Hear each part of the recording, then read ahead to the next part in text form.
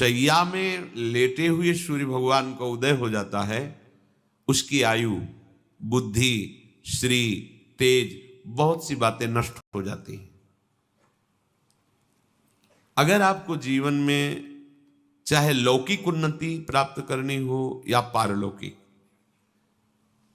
प्रातःकालीन कम से कम सूर्य उदय होने के 2 घड़ी पहले, 24 दूनी 48 मिनट, अभी सूर्य उदय होने में 48 मिनट हैं, आपने सैया छोड़ दिया, बस इसके आगे नहीं। सूर्य उदय होने के 48 मिनट पहले आप सैया से हट जाएं। अगर आप रात्रि में जगे हैं तो सूर्य उदय होने के 48 मिनट बाद फिर आप सो जाएं। लेकिन वो जो बीच का समय,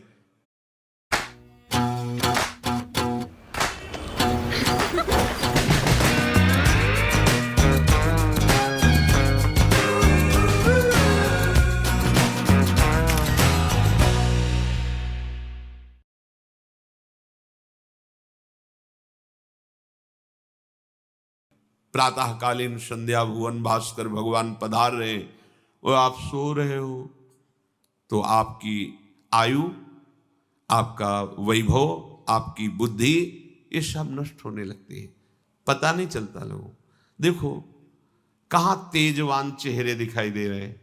खूब तो सब खा पी रहे हो, खाने पीने क्या तेज एक अलग होता है, भागवतिक तेज अलग होता है। ब्रह्म मुहूर्त में उठे, प्रभु का स्मरण किया, जो 2-4 नाम ही सही, अपने बड़े बुजुर्गों को, गुरुजनों को भावना से प्रणाम किया, और पहली बात शरीर स्वस्थ रखने के लिए गर्म जल किया, हल्का, आधा लीटर से 1 लीटर तक जल पिया, भगवत भाव अर्पित करके वज्रासन में बैठकर। आप लोग दिनचर्या को नहीं करते हैं तो आप ब्रह्मचर्य को पचा नहीं सकते। ध्यान रखना, ब्रह्मचर्य कोई छोटी मोटी शक्ति नहीं है, उसको पचाने के लिए आपकी दिनचर्या दिव्य होनी चाहिए। फिर इसके बाद आप 5 मिनट 10 मिनट टहलिए, फिर सो जाइए। फिर जो शौचाचार की पवित्रता बताई गई उसके अनुसार आप स्नान आदि करके, पवित्र वस्त्र धारण करके, जैसे कोई महान व्यक्ति आ रहा है तो हम उसके आदर के लिए खड़े हो जाते हैं, ऐसे भुवन भास्कर पधार है, हाथ जोड़कर प्रणाम किया, अर्घदान किया, गुरु मंत्र जपा आदि आदि। अब पड़े हो आप कि हम तो 2-3 बजे तक जगे हैं, ऐसा अगर आप भजन में जगे हैं तो भी सूर्योदय के समय आप उठ जाइए। आपके गुरु आवे तो क्या आप सोते रहेंगे क्या? तो जगत गुरु हैं भुवन भास्कर, परम ज्ञान स्वरूप हैं, गायत्री छंद रूपी घोड़े हैं इनके रथ के, स्वयं भगवान अरुण देव सारथी हैं, और भगवान पीछे वर्णन किए, मैं ही सूर्य रूप से जगत को प्रकाशित करता हूं और ताप के द्वारा जल को सोख कर मैं ही वर्षा कराता हूं। भगवान का आदर करना। जो सूर्योदय तक सोते हैं उनकी बुद्धि में भागवतिक बातें, अध्यात्म बातें आ जाए, मेरी समझ में नहीं आता। अगर आप थोड़ा भी शरीर स्वस्थ रखना चाहते हैं तो जैसे नियम से भजन वैसे व्यायाम आवश्यक है। सबसे प्रार्थना है, ये दवाइयों के बल पर जीना बंद करो। शरीर में जितनी आवश्यकता जल की है, अगर उतना नहीं जाएगा तो आपकी एसिड बनेगी, फुंसियाँ निकलेंगी, कब्ज बनेगा, कई परेशानी। हम साधुकों को कहते हैं, कभी कभी जैसे पूछते हैं कितना जल पिया, वो अभी तो पिया नहीं। अच्छा, ये शरीर है, ये एक गाड़ी है, वे कोई सच्चिदानंद नहीं है। उचित आहार, उचित जल, व्यायाम के लिए कुछ समय नहीं। और भी 10 दिन बीमार पड़ोगे फिर देखो, आप कहते हैं समय नहीं है। हमने अपने बीमार स्थिति की दिनचर्या को बताया, शीतधाम की 2 बजे उठना, जो आपको बोल रहे हैं ऐसे ही दिनचर्या करते, और 45 मिनट व्यायाम।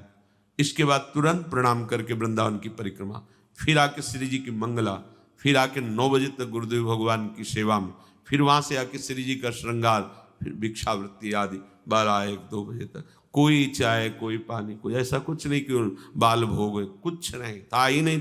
जिंदगी में 100 ग्राम दूध नहीं खरीदा कि भाई हमारा दूध बन, कभी नहीं ऐसा। पर कभी ऐसा महसूस नहीं हुआ कि मैं बहुत कमजोर हूं। ब्रह्मचर्य को पचाने के लिए बहुत शरीर को क्रियाशील होने की आवश्यकता है, या तो प्राणायामों के द्वारा, आसनों के द्वारा। वो अब ना आसन है, न प्राणायाम है, न व्यायाम है, और फिर क्या, कैसे भावना आपकी भगवत भावना बनेगी? तो एक प्रमाद स्थिति, एक छिन्न भिन्न खिन्न स्वभाव, नहीं बात बनेगी। अध्यात्म का साधक जो होता है, एक नवीन खिला हुआ कमल जैसा, मुख प्रसन्न तन तेज विराजा, कीनेस रामचंद्र कर का। कोई असाध्य रोग, कोई बहुत पीड़ा, वो बात अलग है। नहीं तो ऐसा वो जैसे कमल खिला होता है ऐसे खिला रहता है। क्यों? हर समय चिंतन सही, आचरण सही, सब कुछ सही। जो भगवत भावना विहीन जीवन है वो मुर्दा जीवन है। जिन हरि भगति हृदय नहीं आनी, जीवित सब समान ते प्राणी। वो जान नहीं रहे, मुर्दे जैसा जीवन है। क्या जीवन का महत्व? वही गंदे भोगों को भोगना, उसी का चिंतन करना, और भोग भोगने वाले शरीर को स्वस्थ रखने के लिए विषय सामग्री इकट्ठी करना, इसके बाद मर जाना। बोलो इसके अलावा और क्या है? ये बनाया, वो बनाया, वो बनाया, जरा सा हिला, पूरा का प्रांत नष्ट हो गया। क्या है इसमें? शाश्वत क्या है? हमें तसल्ली होती है, हमने एक मकान बना लिया, तसल्ली होती, 4 लड़के हो गए और काल का तमाचा लगा, पूरा का पूरा सब। क्या तसल्ली? हृदय को तसल्ली तब दो जब नाम चल रहा है, राधा राधा राधा राधा। दिनचर्या ही नहीं बन पा रही है आज के नए समाज की, दिनचर्या ही नहीं बन पा रही, भगवत भावना ही नहीं है। देखो, अगर परिवार में रह करके आप भगवत भावना नहीं करते तो सब परिवार में रहकर आसक्त हैं और सब दुर्गति को प्राप्त होते हैं। जब तक भगवत भावना नहीं है तब तक सब अविधि पूर्वक है। मान लीजिए सब अविधि, विधि भगवत भावना है। कुछ भी, किसी से भी, कोई भी, बस भगवत भाव, वही आनंद का अनुभव हो जाएगा। अतः उनके द्वारा किया गया देवताओं का पूजन मूल में मैं ही हूं, मेरा ही है, पर वो अविधि पूर्वक है। अविधि पूर्वक का तात्पर्य है कि वो ये नहीं जानते कि इस रूप में सर्व सामर्थ्यशाली भगवान ही विराजमान है। कभी कभी मंत्रों का ज्ञान नहीं होता, पूजन की सामग्री शुद्ध नहीं होती, भाव शुद्ध नहीं होता, इसलिए उनका पूजा सेवा आगे चल करके फल प्रदान नहीं कर पाता। प्रभु कह रहे मेरे में रिझाने के लिए किसी पूजा सामग्री की या किसी धन संपत्ति की आवश्यकता नहीं। पिता को बस इतना ही चाहिए कि वो अपनापन करके दौड़ के उनकी गोद में बैठ जाए, बस अपनापन प्रभु को चाहिए।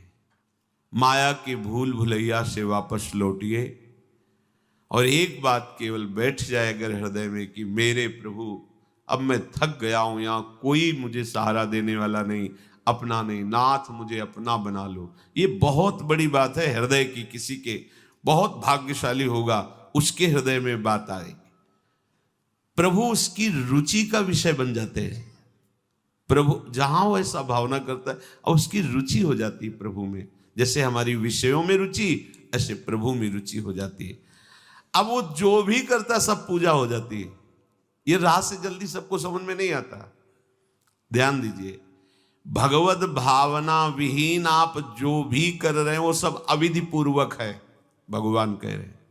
अगर भगवत भावना युक्त है तो जो भी कर रहे हैं सब विधि पूर्वक।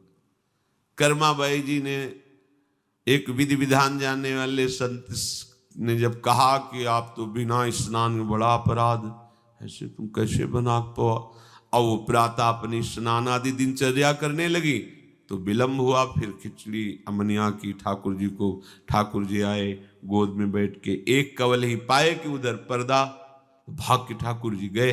खिचड़ी लगी थी, पार्षदों ने कहा जय जय तो अभी भोग ही नहीं पधराया। फिर और बोले कर्मा भाई है ना, वो मुझे भोग लगाती, और पता नहीं उस महात्मा ने क्या समझा दिया विधि विधान, कि वो भोरी भारी हमारी भक्ता वो अब नहाने धोने में समय लगाने लगी, इसलिए आज विलंब।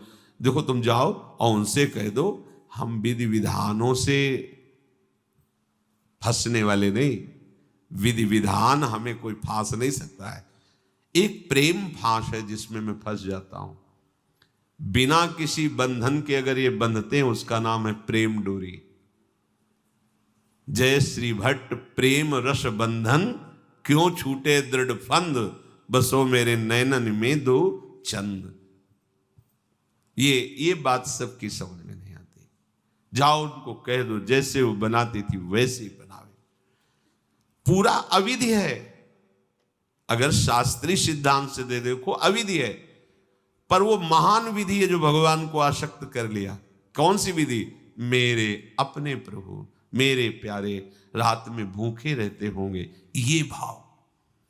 भगवत भाव विहीन जितना जो कुछ आप कहोगे कि कैसे अविधि पूर्वक भगवान कह रहे हैं। देखो जब मथुरा के ब्राह्मणों को भगवत पार्षद सखाओं ने निवेदन किया कि भगवान श्री कृष्ण और बलराम आज इधर ही गाय चराने आए हैं और वो भूखे हैं, आप थोड़ा सा कुछ भोजन सामग्री दे दीजिए। वैसे देखा कि ग्वारिया है, बात ही नहीं की, अधिकारी ही नहीं समझा, बात का अधिकारी नहीं समझा। ऐसा नहीं कि इनको पता न चला हो कि भगवान का अवतार है, क्योंकि जब भगवान अवतरित हुए सबको पता था कि भगवान अवतरित हुए हैं, प्रायः सबको पता था, सबको। जैसे वायु शीतल चलती तो सबके अंगों में लगती है, इसलिए महान प्रकृति उल्लसित होकर नृत्य कर रही थी आनंद में जब भगवान का प्रादुर्भाव हुआ। और उन्होंने बाद में स्वीकार किया कि मैंने महापुरुषों से सुना था कि भगवान पधारे हैं, पर मेरा कितना दुर्भाग्य कि वो स्वयं यज्ञ भोक्ता भगवान आगे जैसे कह रहे, आम ही सर्वयज्ञानाम भोक्ता च प्रभुरेव च, समस्त यज्ञों का भोक्ता मैं हूं। स्वयं समस्त यज्ञों की भोक्ता मांग रहे हैं और वो यज्ञ करने वाले ब्राह्मण अनादर कर रहे हैं। हुई ना विधि। और उन्होंने स्वीकार किया है कि मुझे चारों वेदों का ज्ञान है, गायत्री का अनुष्ठान, त्रिकाल संध्या, जितना भी शास्त्रीय सिद्धांत सब पालन करता हूं, पर सबके लिए उन्होंने एक शब्द प्रयोग किया, धिक्कार है मेरे ज्ञान को, धिक्कार है मेरी पवित्रता को, धिक्कार है। स्वयं यज्ञ भोक्ता भगवान मांगे और हमने बात भी नहीं की, पर अहोभाग्य हमारे कि हमारी पत्नियां ऐसी निकली जो हमारी बात बन गई, भगवत साक्षात्कार करने वाली। वहां कौन सी विधान का पालन कर रही? एक ही विधान, केवल अपने श्याम सुंदर मेरे प्रभु की चर्चा सुनकर प्रभु में आसक्ति हुई, आसक्ति ने प्रभु का साक्षात्कार करा दिया। भगवत भावना विहीन बड़े से बड़ा कार्य प्रभु को बिल्कुल पसंद नहीं। दुर्योधन ने दुशासन के महल में ऐसी भोग सामग्रियों का रचना करवाया था कि देवराज इंद्र भी ललचा जाए, और मूल उद्देश्य था कि श्री कृष्ण को रिझा लेंगे, अपने पक्ष में कर लेंगे। प्रभु ने उनसे वार्ता जब संधि की तो उन्होंने कहा कि बिना युद्ध के 5 गांव की बात क्या, सुई के अग्रभाग भी नहीं दे सकता, सुई के अग्रभाग भर भी जमीन नहीं दे सकता। 5 गांव की भगवान ने कहा था ऐसा करो, तुम हस्तिनापुर के चक्रवर्ती सम्राट पर बैठे रहो, 5 गांव दे दो पांडवों को, वो मेरे भक्त हैं, मेरा आदेश पालन कर। उनका सूजी अग्रे न केशवा, सुई की नोक भर नहीं। भगवान चलने लगे तो कहा आओ प्रसाद पा लीजिए, भोग पा लीजिए, आइए महल में। तो उनका पाया वहां जाता है। यदि पवाने वाले में प्रीति हो या पाने वाले को मिलता ना हो, बहुत भूखा हो, मेरे को भूख नहीं है, तेरे में प्रीति नहीं है, चल दिए भगवान। भगवान उधर गए भी नहीं, और गए का भगवत भाव भावित विदुर जी के घर, वहां मांग करके छिलके पाए। देखो छिलके पवाना विधि विधि है, अविधि है? अभी सेवा अपराध में सुन रहे थे ना। हाँ, अच्छा से अच्छा पदार्थ प्रभु को पवाना, और वो अच्छा पदार्थ तो फेंक रही है और छिलका पवा रही, अविधि है, पूरी अविधि है। लेकिन यही सही विधि है, क्योंकि वो है ही नहीं भाव में। भाव में इतनी ऊंचाई पर डूबी, उन्हें कोई, जैसी विदुरानी जी वैसे ही लालजू महाराज पा रहे, उनको भी शुद्ध नहीं, और कह रहे वाह बहुत सुंदर, बहुत स्वादिष्ट। वो भाव पवा रही तो वो भी भाव का स्वाद ले रहे। अपने उपास्य देव में प्रियता हो जाना ये सारी विधि है। इसीलिए अपने वृंदावन उपासी जन जो है, वृंदावन रसोपास्य, यहाँ मंत्रों के आदेश से सेवा पदार्थ समर्पित नहीं किया जाता। अमुक मंत्र पढ़ो फिर वो सेवा नहीं, यहाँ तो राधा राधा राधा। और जब जैसा भाव आया, जब जैसा भाव आया, या ऐसा नहीं कि ये ऐसे ऐसे ऐसे, न, जब भाव आया अपने भाव में, भावोत्सवेन भजताम रसकाम धेनु। भाव ये थोड़ा भक्ति का फलस्वरूप भाव होता है। जो प्रभु से विलग भाव करके उपासना की जाती है वो अविधि पूर्वक हो जाती है, और जो भगवत भाव करके की जाती है वो सब विधि मानी जाती है। जिसमें हमारे प्रभु को सुख मिले, ऐसी भावना करके जो भी किया जाए उससे भगवत प्राप्ति निश्चित है। क्योंकि श्री भगवान कह रहे हैं, अहम ही सर्वयज्ञानां भोक्ता च प्रभुरेव च न तु माम अभिजानन्ति तत्वेनातश्च्यवन्ति ते। क्योंकि सब यज्ञों का भोक्ता मैं हूं, मैं सबका स्वामी हूं, परंतु ये जो मेरे से विमुख हैं ये ऐसा नहीं जानते हैं, ये मुझे तत्व को नहीं जानते, इसलिए ये अन्य भावना किया करते हैं। जो मेरे को नहीं जानते हैं, मेरे भाव से नहीं है, वो कुछ भी करें उनका पतन ही होता है। बात इसमें यह है कि जब अविनाशी नित्य चिदानंद भाव ही नहीं है, तो विनाशी खेल में सत्य भाव से लगोगे तो तुम अविनाशी का विनाश ना होते हुए भी विनाश की सारी लीला सहनी पड़ेगी। जैसे आत्मस्वरूप जो हमारा स्वरूप है, उसमें किसी शस्त्र का, मंत्र का, किसी भी दैवी शक्ति का कोई भी बस नहीं है। जो हमारा आत्मस्वरूप है कि मंत्रवेत्ता कोई भस्म कर दे, किसी दिव्यास्त्र का संधान करके हमारी आत्मा को छेद भेद दे, अक्लेद्य है, अशोष्य है, अदाय है। फिर भी हम जलते, जलन का अनुभव करते हैं अंतर और बाहर से भी। क्यों? वहां तो बता रहे हैं कि अदाय है, कोई भी ताप आत्मा को स्पर्श नहीं कर सकता। फिर ये जलन क्यों होती है? लगता तो हमें ही कि मैं अंदर से जल रहा हूं, या बाहर से शरीर में अग्नि आदि छू जाए तो ताप लगेगा, क्योंकि हम अपने अविनाशी भाव में नहीं हैं।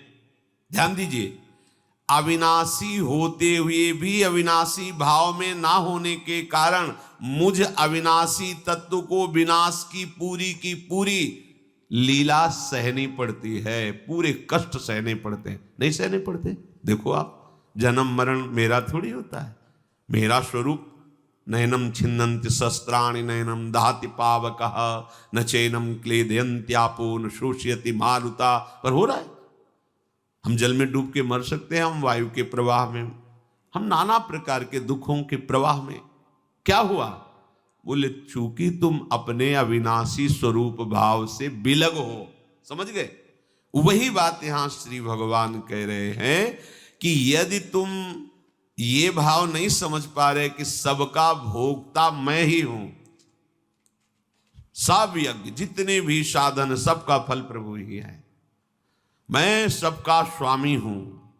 जो मेरे को तत्व से नहीं जानते हैं, मेरे पर भाव नहीं करते, उनका पतन ही होता है। कारण ये अविनाशी भाव ना होने के कारण, विनाशी में सत्यत्व भाव होने के कारण परिणामता कुछ हाथ नहीं लगेगा, केवल नाश ही नाश।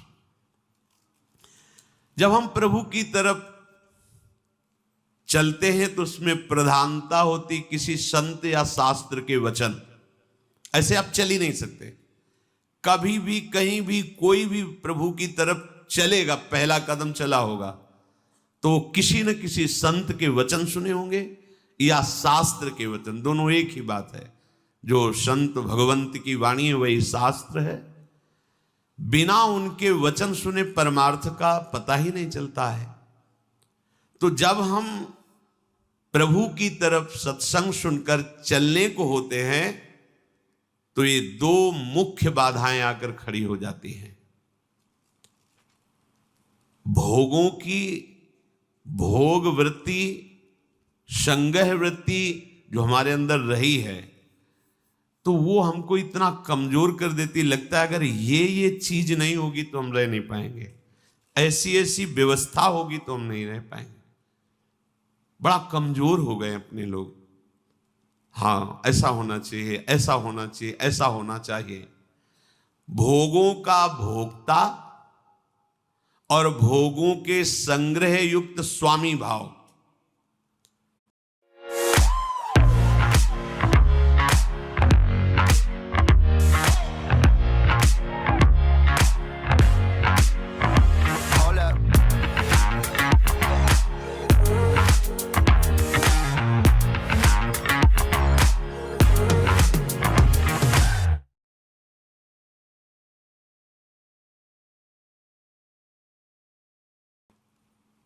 मेरे पास इतनी खेती, इतना बैंक बैलेंस, इतना परिवार, ऐसा ऐसा, और देखो हमारी दिनचर्या में ऐसा चलता है, हम ये खाते रहें, ऐसे करते रहें, ऐसे, और ये सब होता रहा है।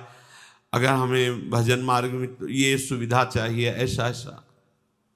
इतना कमजोर हो गया है मनुष्य कि वो भोगों की भोगने की वृत्ति और भोगों के संग्रह करने की वृत्ति और भोक्ता और संग्रहित वस्तु का स्वामी मैं, ऐसा, ये पहली परमार्थ में बाधा वृत्ति है। और ये प्रायः हम सब बड़ी खुशी से बाधा लिए चल रहे हैं। देखो ये बड़ा सूक्ष्म, चूंकि देखो अध्यात्म है, अध्यात्म तो जगत से बिल्कुल ऐसे है। कोई बड़े भाग्यशाली जन होते हैं जो सुनना चाहते हैं, उनसे भी बड़े भाग्यशाली जन होते हैं जो चलना चाहते हैं, उनसे भी बड़े भाग्यशाली जन जो चल रहे हैं, उनसे भी बड़े भाग्यशाली हैं जो महत्व रखकर चलते हुए उसका अनुभव कर रहे हैं। जो अनुभव कर लिए तो सातरति सातरति सा लोकान तारयति, वो स्वयं तर जाते हैं, स्वयं तर जाते हैं, लोगों को तार देते हैं। ये उल्टी बुद्धि लेकर जब परमार्थ में चला जाता है तो थोड़े ही समय में वो परमार्थ से विमुख हो जाता है। भोगों की भोगने की सुख बुद्धि और भोगों के संग्रह की और उसके स्वामित्व का भाव, जहां अंदर वृत्ति लिए थे वहीं पहुंच गए। ऐसे पूरा जीवन करने पर भी परमार्थ पथ नहीं मिलता और कहने लगते कि हमें 50 वर्ष हो गए परमार्थ में चलते। ये बात समझ लेना, परमार्थ पथ एक कदम भी चलोगे तो तुम्हें इतना स्वस्थ और मजबूत बना देगा कि तुम्हें कोई परास्त नहीं। एक कदम, अरे 12 वर्ष में तो सिद्धि प्राप्त हो जाती है। किसी भी मंत्र को, किसी भी नियम को 12 वर्ष तक किया जाए तो सिद्ध हो जाता है, ऐसा संतों ने वर्णन किया है। पर हम ये कह रहे हैं कि 50 वर्ष भी आप लगा दीजिए, अगर ये दो भाव आपके सुधरे नहीं तो कुछ समझ में नहीं आएगा आपको। आपको याद होगा हित धाम में एक समय शाम टाइम लगभग 75 वर्ष के विरक्त भेष के महात्मा ने एक प्रश्न किया था कि मैं किसी ऐसी आदत से परेशान हूं जो आज 75 वर्ष का हूं, फिर भी मुझे वो करना होता है। अब क्या करूं, अब तो मरने का समय आ रहा है। मुझे आश्चर्य नहीं, सर्वाश्चर्य हुआ। पूरा जीवन भगवत मार्ग में चलने का प्रमाण देने वाला कि मैं भगवत मार्ग का पथिक हूं, 75 वर्ष की अवस्था में वो अपनी उस वृत्ति को नहीं छोड़ पाया जो भगवान से विमुख करती है। अब कहीं डींग अपने लोग हाँक सकते हैं कि इतने वर्ष हो गए परमार्थ। शरीर का समय व्यतीत करना कोई परमार्थ का मार्ग तय कर लेना नहीं है। विवेक के द्वारा भोगों का त्याग करके निरंतर परमात्म चिंतन, ये परमार्थ का मार्ग है। आप चल के इस पे देखो कैसा अनुभव। लोग समय व्यतीत करते हैं भोग चिंतन, भोग स्वामित्व में, और वर्णन कर देते हैं कि इतने वर्ष हो गए हमको परमार्थ में चलते हुए। दंभ कभी सत्य वस्तु का अनुभव नहीं कराता, नाटक कभी सच्चिदानंद रस का अनुभव नहीं कराता। भगवत रसिक जी कह रहे हैं, बिन विवेक वैराग्य भक्ति बिनु सत्य न एको मानो। बिना विवेक और वैराग्य और प्रेम भक्ति के उसकी एक भी बात सत्य नहीं मानना है, कोई भी हो, कितनी भी अवस्था का हो। ऐसा जरूरी नहीं कि कोई कितनी भी अवस्था का वयोवृद्ध या कोई, उसकी बात हमें माननी ही है, सुननी है, ऐसा नहीं। भगवान सुखदेव जी 16 वर्ष की अवस्था के हैं। जे ही गंगा की रीति पर चरण पधराते हैं। परीक्षित जी अनशन व्रत लिए बैठे हुए, आमरण अनशन, बड़े बड़े महापुरुष बैठे हुए हैं। श्री सुखदेव जी के पिता पितामह आदि सब बैठे हुए हैं। जे ही देखा दिगंबर वेश, शरीर की शुद्धि नहीं, श्री कृष्ण प्रेम में मतवाले सब खड़े हो गए थे। सब 16 वर्ष की अवस्था के सुखदेव जी और 10-10 हजार वर्ष जिनकी केवल तपस्या साधनाएं, वो सब महापुरुष खड़े हो गए। क्यों? क्योंकि जन्म से ही भगवत अनुराग में दृढ़ महापुरुष, जन्म से ही माया रहित पुरुष, अंदर से ही वैराग्य युक्त। तो वैराग्य ज्ञान और भक्ति का आदर होता है, अवस्था का आदर नहीं होता। आप कितनी अवस्था के, इसका महत्व नहीं होता। वो चांगदेव ने 1400 वर्ष की अवस्था, ज्ञानदेव जी की शरण में हुए शिष्य बने। ज्ञानदेव जी नवीन अवस्था के। जब तक आपके अंदर भोग में सुख बुद्धि, भोगों का संग्रह और उसके स्वामित्व का भाव, स्वामित्व का भाव बड़ा सूक्ष्म विषय है, चाहे गृहस्थ हो चाहे विरक्त हो। स्वामित्व का, अगर एक कमंडल में भी तुम्हारा स्वामित्व का भाव है, तो जैसे एक गृहस्थी के 100 बीघा में स्वामित्व का भाव हो, वैसे तुम्हारे कमंडल में भाव है। ये मेरा कमंडल नहीं, प्रयोग के लिए प्रभु ने दिया, इस शरीर के प्रयोग के लिए, दिनचर्या में काम आएगा। बस मेरा शब्द केवल प्रभु के लिए है।